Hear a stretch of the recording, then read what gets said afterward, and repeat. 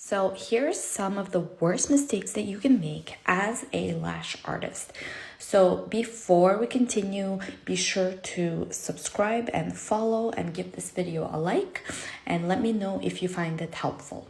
So one of the first mistakes that I'm going to talk about that is absolutely one of the worst ones is stickies. And this usually happens if you're not isolating properly. So if your natural lash is not properly isolated and you apply too much glue and you don't check for stickies after, it can be the result.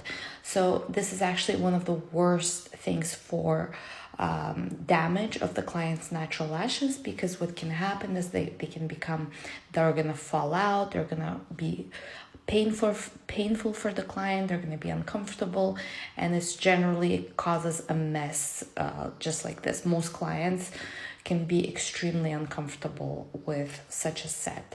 So that's one of the things you really want to make sure that you avoid is stickies. Now, the next mistake we're going to talk about is applying the patches incorrectly. This is also a really difficult mistake to avoid, because as a beginner it's very hard to know exactly how to apply the patches. But basically, if you don't apply the patches properly, your client risks having red eyes and chemical burn because of the fumes of the adhesive. So it's really important to make sure that you are trained to apply the patches properly to avoid these potential issues. Now, the last and final mistake that lash artists can make is, there are many others of course, but this is just 3 mistakes that we spoke about. So this mistake is basically not having the proper distance of the extension to the eyelid. So normally it should be no less than 0.5 millimeters, and because it will poke the client and cause redness and pain. The extension can cause pain and redness.